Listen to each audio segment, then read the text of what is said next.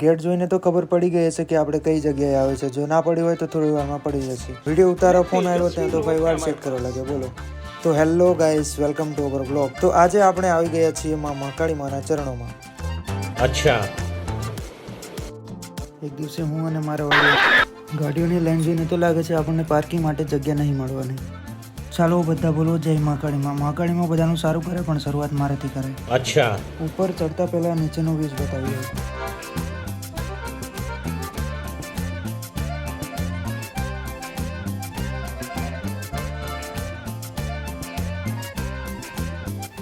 ચાલો પગથિયા ચડતા પહેલા પગે લાગી લઈએ જેથી હાંફી ના જવાય.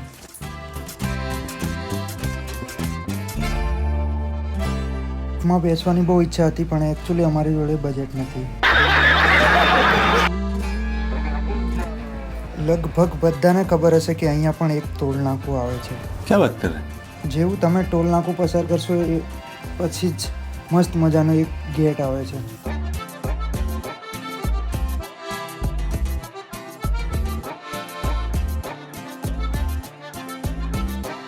હવે લગભગ આપણે પહોંચી જ ગયા છીએ.